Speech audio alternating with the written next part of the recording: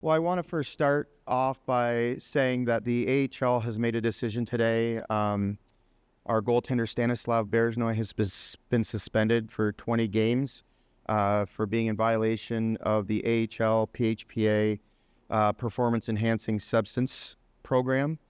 It was an honest mistake by the player. He wasn't trying to cheat, or it was nothing malicious. He was using a supplement or a protein powder that he purchased on his own. It wasn't one of the team supplied ones.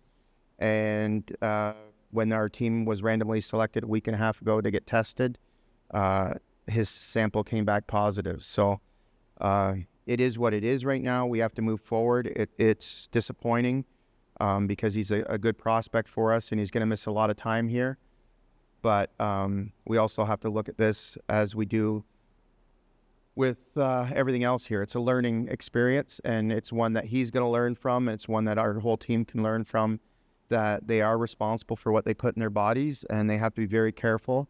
If it's not NSF approved, they can't take it. And again, it was nothing malicious on Stanislav's part. He just made a mistake, and it's unfortunate, but all mistakes have come with consequences, and we fully support the decision of the league, and this won't be appealed in any sort of manner, and he'll serve his 20-game suspension. A team that you're catching in the standings, how did you feel about the week that was against Milwaukee?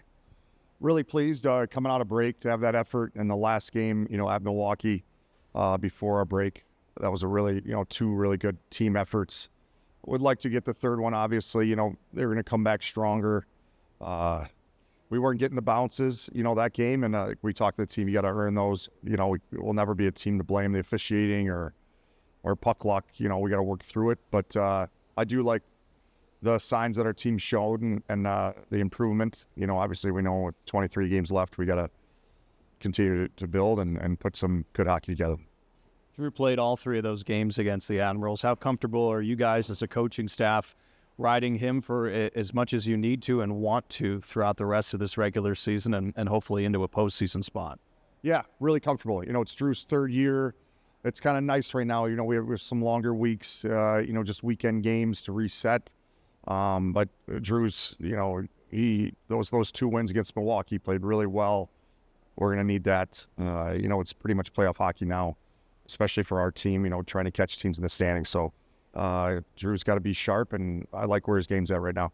Is it part of the message that you guys are reaping a little bit of the benefits of just tough 2 or 3 months of travel and the schedule that you had to start the season, that these are really hopefully weeks that you could take advantage of, like you were saying, a few more practice days and more of a typical just weekend schedule? Yeah, no doubt. And like I said, it's no excuses. We did have a different schedule at the beginning of the year and lots of turnover, guys going up and injuries, but every team goes through different challenges. We have a good opportunity with games here at the BMO to string together some good hockey. Guys are excited about that. They understand how important this stretch is. And it starts Saturday night against a good opponent in San Diego.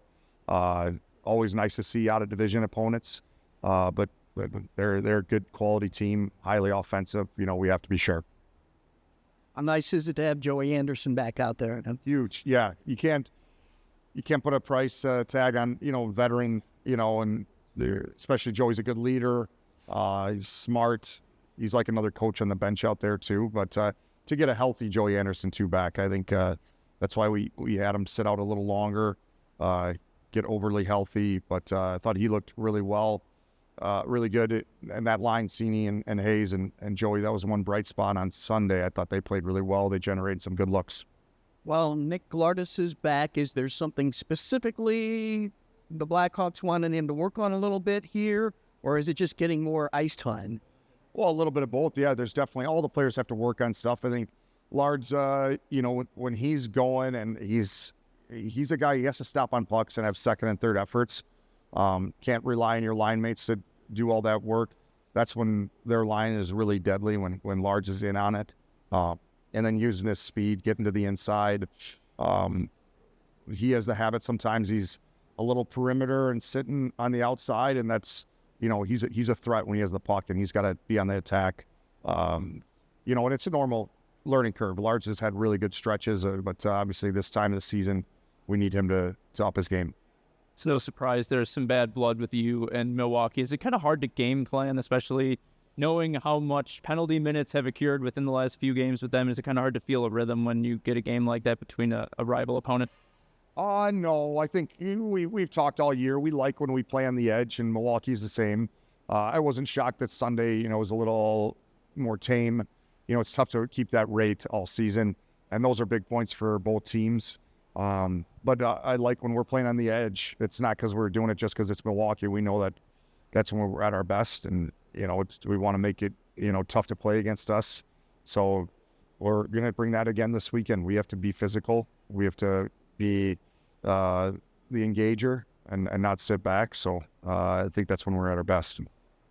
Special teams was really huge on Saturday. Both the penalty kill and the power play. How vital is that going to be over the next few weeks, the next month, and how much are you guys going to preach that to the crew that needs to be at its best of the season? Yeah, special teams is big all the time, especially they always say playoffs, special teams and goaltending. Saturday is a good example. We had a lead and power play, Milwaukee had a little momentum. Power play cashes in, extends the lead. It's a momentum builder, and our PK is the same way. At Milwaukee before break, we got tested, with eight kills. So they really our assistants, Klinkhammer and McNevins, did a good job, and we know that 23 games left. That has to be a big place of importance on our special teams to try to be sharp and get the momentum on our side.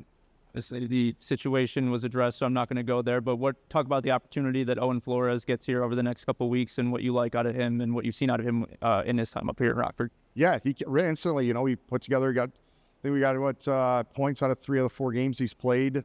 He's had a really good rookie year in Indy, and that's a great league, especially for goaltenders. They get a lot of work, and he's made the most of it here. I like how he's always on the ice. He's here early. It's not easy being a backup goalie, but he's got a great attitude, great approach to it. And, it'll be important. Obviously we can't play Drew all 23 games. So having depth at that position is big. You don't see Hershey in San Diego hardly ever. Is it a little challenging to prepare for these teams, or are you just worried about your guys and what you do, and you don't really get into what they're doing? No, it's nice. We have seen Hershey. We went out there. I thought one of our best games of the year, our first game out there, and it was a tough loss. We had multiple goal leads, and I know we can play well against that team. In San Diego, we went there a few years ago. We've played against the Gulls. It's nice playing at different opponents, but it's always going to be about how we play. We got to play to our strengths. I know we're a tough out. We've seen our division has some great opponents. When we're on our game, we're in the games. That's going to be the challenge. Just play to our identity. Have a really good start here on Saturday night.